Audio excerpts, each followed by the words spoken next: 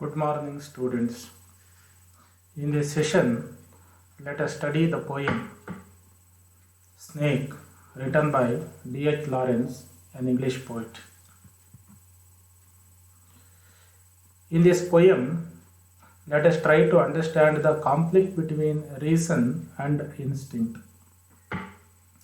Reason is related to head or mind, and instinct is related to blood. So there is a conflict between head and blood, reason and our instinct. This conflict is presented in this poem. Let us try to understand the conflict between head and blood in this. Let us also try to understand the prevailing faulty education system that is imparted to the people in the present day world. The poem also talks about the faulty education system that prevails in the world. Let us also try to understand the reasons for the different behavior of the snake and the poet. Snake is a creature. The poet is a human being. They act differently. They show different behavior in one particular situation. Let us study the situation and the behavior and the reasons for different behaviors. After studying this poem, we learn that conventional society expects man to perform things contrary to his instinct. The conventional society that we are living in expects every man to perform certain things contrary to his instinct. Even though we do not want to do certain things, we are expected to perform them. That is the expectation of the society that we live in today. We also learn that the society has preconceived notions which the poet exposes. In this poem, the poet exposes the preconceived notions the society has or practices. We also learn that man faces dilemmas in life because of the faulty education he or she receives. We face so many dilemmas in our day-to-day life because of the faulty education that we receive. The system of education that we undergo is faulty. So it makes us to face so many dilemmas in our day-to-day life. We learn all creatures have equal rights over the resources available on this earth. In this poem, we learn that all the creatures on this earth have the equal rights over the resources available on this earth. People generally believe that man is the only creature who has the right over the resources that are available on this earth. But all the creatures on this earth have the right over the resources that are available on this earth. So in this poem at last, we learn to reassess the things and introspect. We have to reassess each and everything in our life and we have to make introspection. These are the things that we are going to learn in this poem. You see, D.H. Lawrence brought out a collection of poems titled Birds, Beasts and Flowers in the year 1923. Look at the title, Birds, Beasts and Flowers. The collection of poems, as the title itself indicates, is about the natural objects or creatures. So, this poem, Snake, is a part of the reptile section of this book. The book is divided into different sections. This poem, Snake, is taken from the reptile section of this collection of poems. Snake is also a creature. The poet writes about the natural objects, creatures in nature. This poem details a powerful few moments when Lawrence is confronted by a snake at his water trough in Sicily. D.H. Lawrence was living in Sicily. One day, he confronted a snake at his water trough. That event is presented in this poem. There is a constant debate between what man wants and what society wants or demands from man. This is a common debate that we find everywhere today. Man wants certain things, but society wants or demands some other things from the man. So the poem consists of 70 lines and it is not rhymed. It is written in free verse. D.H. Lawrence is a revolutionary. He wanted to bring in so many changes in writing poetry. That is why he violated all the conventional rules, most of the conventional rules, and he followed his own instinct. This poem is written as per his own poetic theory. Let us look into the event which is described in the poem Snake. The event is the arrival and departure of a snake. A very simple event. A snake arrives from its hole and it departs back into its hole. This is the event that is presented in this poem. That the poet's reaction to that. The poet's reaction to the arrival of the snake and departure of the snake is the very important or the core of this poem. It exposes the society and human nature in this poem. This is one that is on one particular hot day. A snake came from the crack in the wall made up of earth. On that particular day, a snake came out of the crack in the wall. It is made up of earth. There was a darkness in the wall. The snake came out of the darkness. The crack in the wall was dark and it was scorching inside portion of the earth. It was very warm inside the hole. So the snake came out of that scorching inside of the hole. It came out of the earth. It didn't feel the threat of the poet's presence. The poet saw the snake coming out of the hole, but the snake is not aware of the poet, it seems. So it is not afraid of the poet's presence. It came to the poet's water trough. So its movement is very slow. The snake slowly moves and it is very relaxed and it is not in hurry. It is unhurried. It is relaxed and it moves very slowly. It comes to the water trough. It stretches its long body. It drank water with enjoyment like a cow or cattle. The poet gives a very interesting comparison or simile here. The drinking of water by the snake is compared to the cow or cattle drinking water in a river or a pond. Generally, the cows, when they drink water in a relaxed manner, they lift their head, relax for a while, drink again, they repeat it. Similarly, the snake comes to the water trough, drinks water, relaxes for a while, then drinks and relaxes. So the poet compares the snake drinking water looks like a cow drinking water in a relaxed manner. The poet watched it, felt very happy. He thought that the snake is a guest. He felt honored. Even after all this, the poet threw a log at the snake. At last, he threw a log at the snake.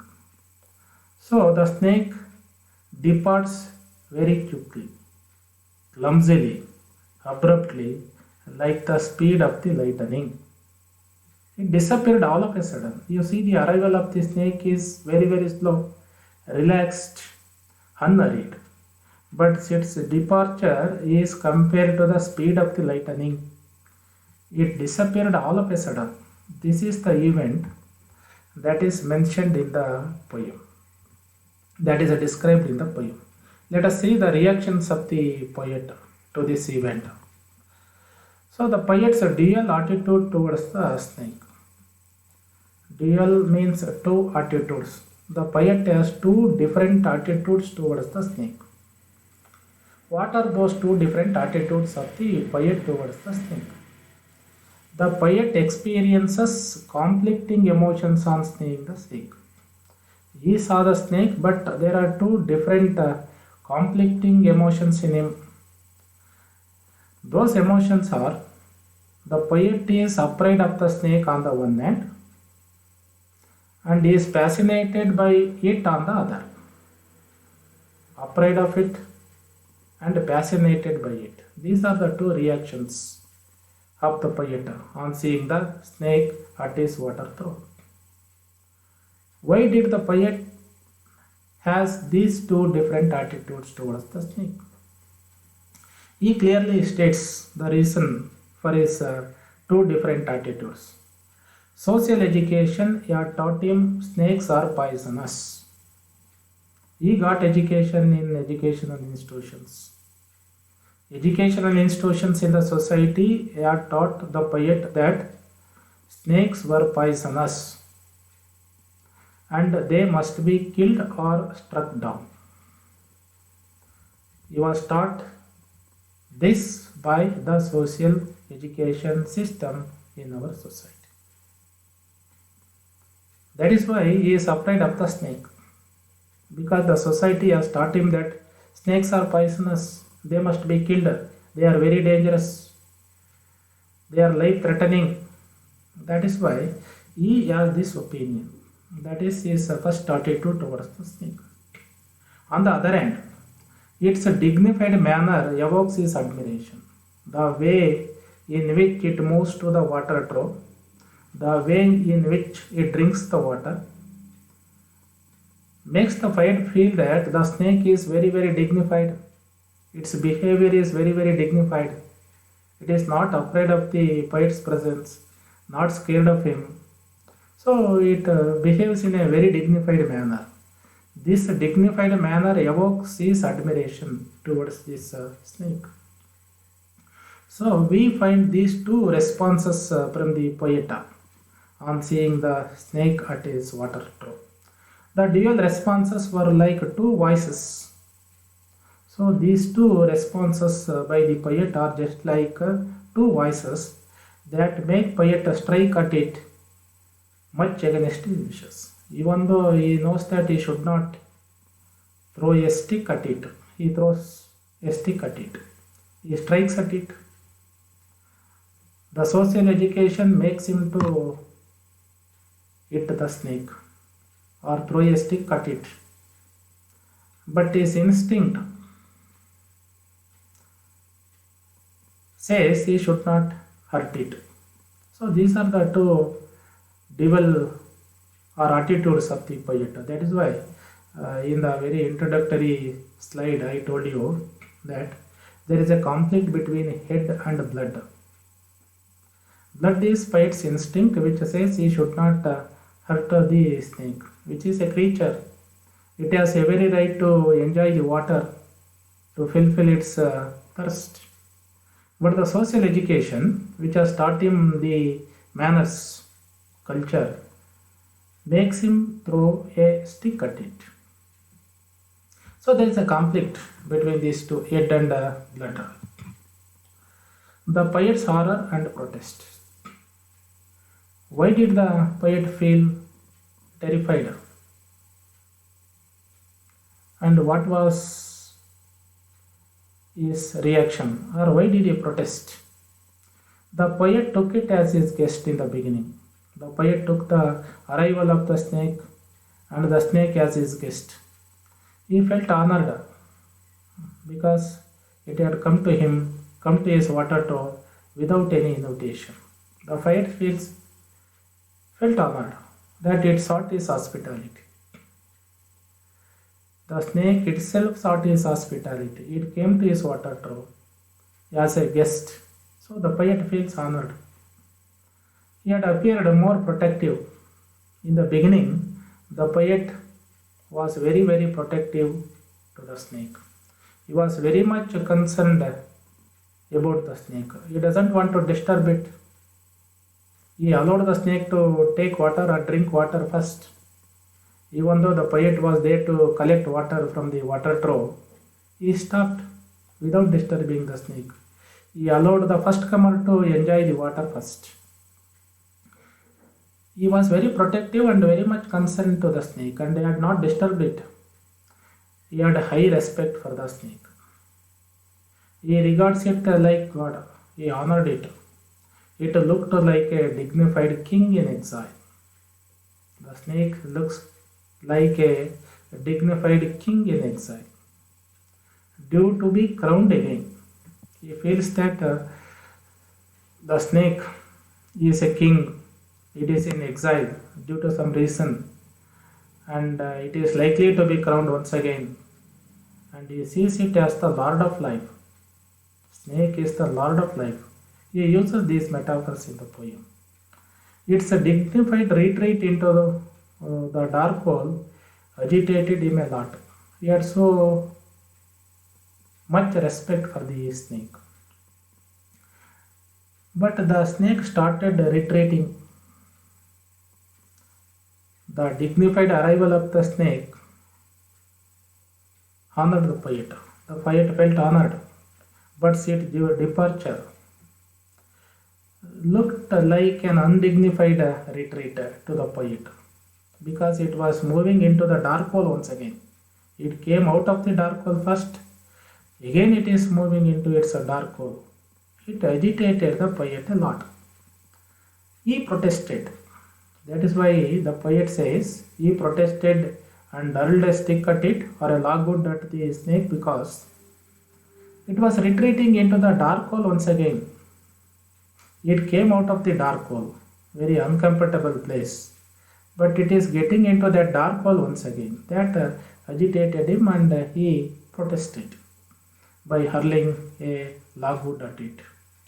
So that shows the poet's horror and protest. After throwing a logwood at the snake, the poet's derision, guilt, and regret is presented in the following stanzas. The poet feels derision. He feels very, very uncomfortable. He feels sorry for his act. Guilt. He feels that he did something wrong by eating the snake. And he regrets his action of throwing a logwood at the snake. So you see the reaction of the poet. It is very ironical that the protective poet tried to kill it when it turned its back. In the poem, in the beginning, when he saw the snake, the poet was very, very protective. He felt honored. He felt that it was his uninvited guest. But when it started retreating, he hurled a logwood at it. It is very ironical. He said one thing at the beginning and did something opposite on its retreat. He experiences feelings of self-derision after this act. He felt guilty and he regrets after eating the snake. And the poet calls his behavior is a very, very mean, vulgar, paltry, and a very petty thing. He felt disgusted at his own behavior. He cannot understand what made him to behave in such a way to the dignified, honored guest snake. He felt very sorry for his behavior. Unconsciously, he did that. He says his social education, the social education voice in him reminded him that he would kill it if he is a man and courageous. The social education voice that was there in him, the education that he had got had its own voice. It was hiding in his mind or heart. That reminded the poet that he must kill the snake. It challenged his manliness and it challenged his courage. The social education challenged the poet. It questioned whether you are a man. If at all, if you are a man, you would kill the snake. If you are courageous, you will kill. Otherwise, it means to say that you are not at all a man. You are not at all courageous. The education challenged him, questioned him. In order to prove that he is a man and courageous, he hurled a stone at it. This is the fault of education. They have taught us all these things. He curses his social education for this and feels he must make amends for his wrong behavior. He realized immediately. His mind made him to react in such a way, but his blood reminded him that he went wrong. He did something wrong in his behavior. So he decided to make amends, corrections of his wrong behavior. He realized that he had no reason to strike at the snake. After eating the snake, he feels sorry for that. He regrets. He feels guilty. And he realizes that he had no reason. There was no reason to strike at the snake because it had not harmed the poet. It hadn't disturbed him, but it had come there to quench its thirst. It is to satiate its thirst, not to hurt human beings, not to trouble the poet or anybody else. It was there to quench its own thirst. After quenching its thirst, it retreated quite naturally its dark hole. But the poet felt hurt, provoked, and a social education made him throw a stick at it. He feels snake had behaved in a dignified manner, whereas he is in a petty manner. He compares the behavior of the snake, dignified behavior of the snake on the one hand. On the other hand, his behavior was very, very petty, mean. That is why the poet realizes, feels sorry for his own behavior. He feels very, very mean of himself, whereas the creature showed dignity, but he behaved in a very, very undignified manner by eating at it. Moreover, eating from behind is an act of cowardice. The poet feels that he hit the snake from the behind. He did not face it boldly from the front. He threw a stick from behind. That makes him feel that it is a sort of cowardice or an act of cowardice. So the poet compares himself to a mariner.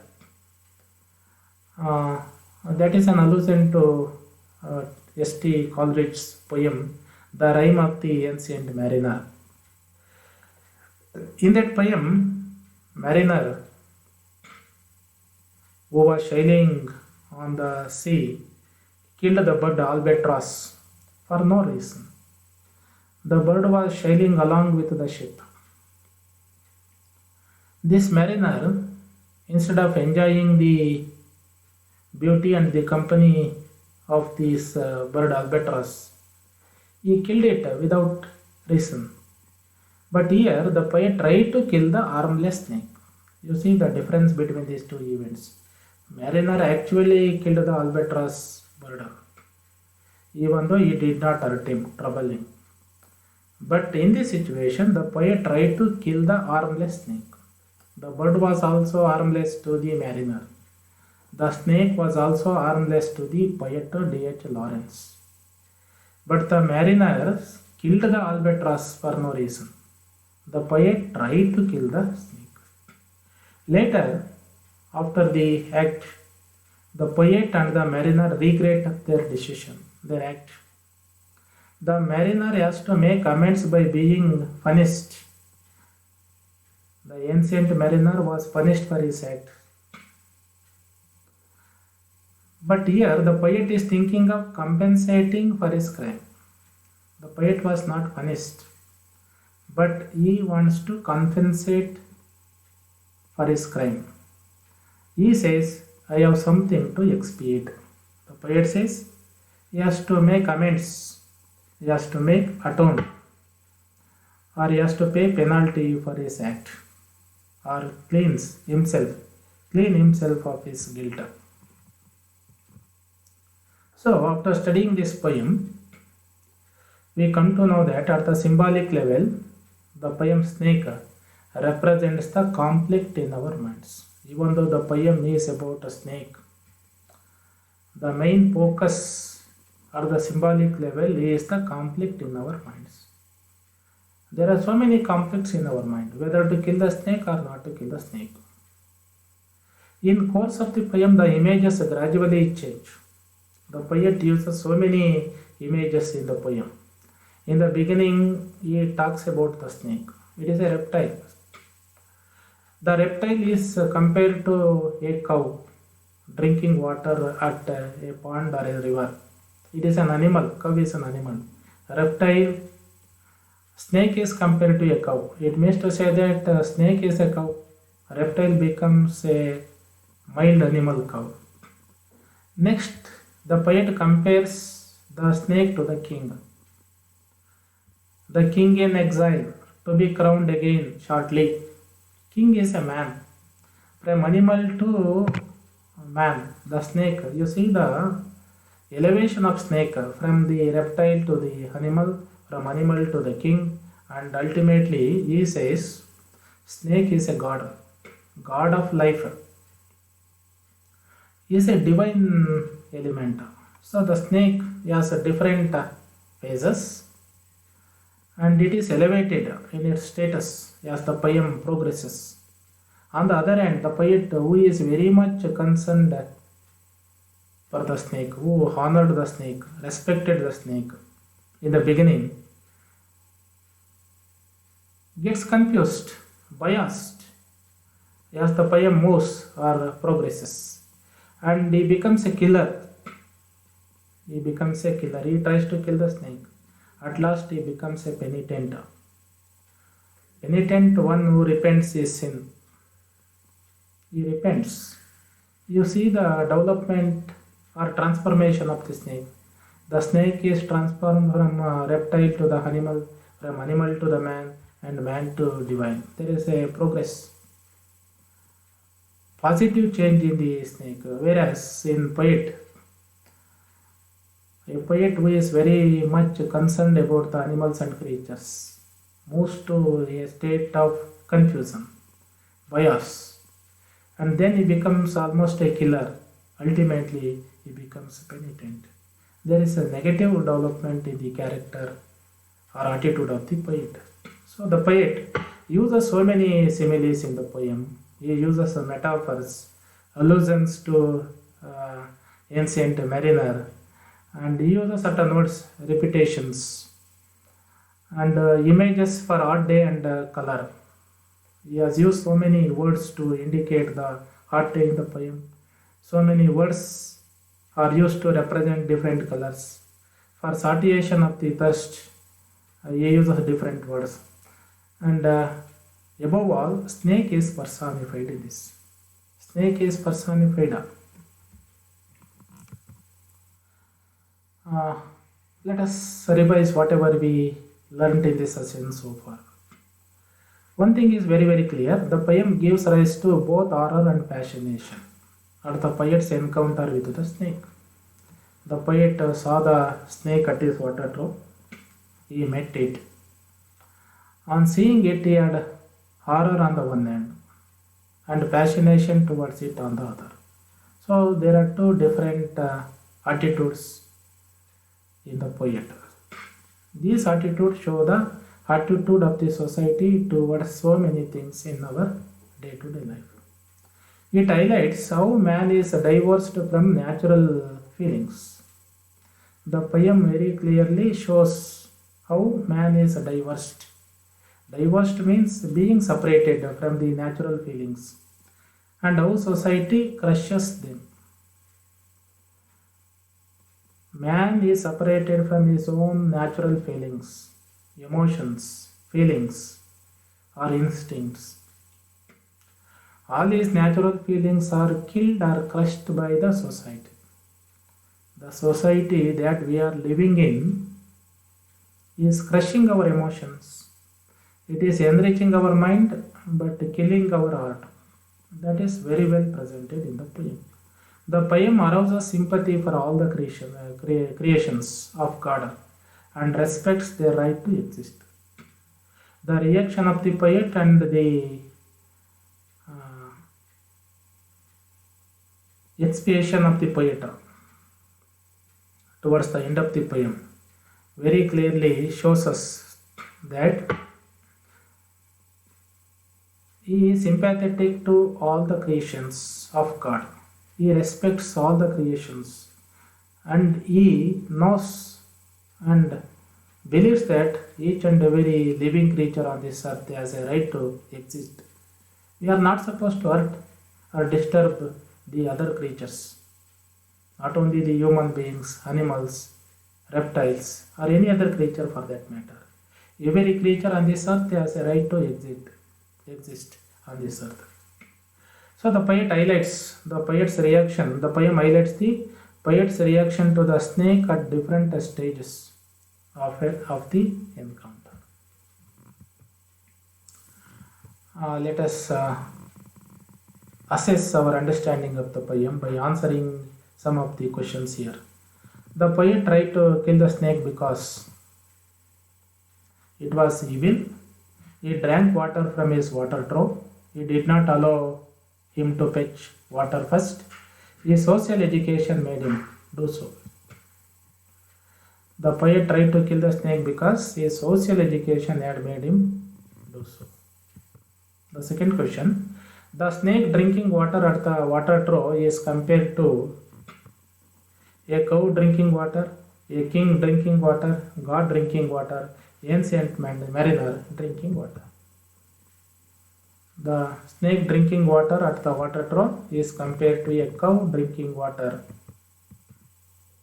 The third question, the departure of the snake into the dark hole made the poet happy, feel relieved, protest, shout. Yes. The departure of the snake made the poet protest by hurling a logwood at it. The correct order of transformation of snake in the poem. As I told you, the snake is elevated. It changes its status from reptile to the cow, then to king, and then to God. So the transformation of the snake in the poem is in the following order: snake, God, king, cow, snake, king, cow, God, king, God, cow, snake, snake, cow, God, king. D. Snake, cow, God, and king. Whom does the poet consider the lord of life in the poem? Cow, king, God, snake.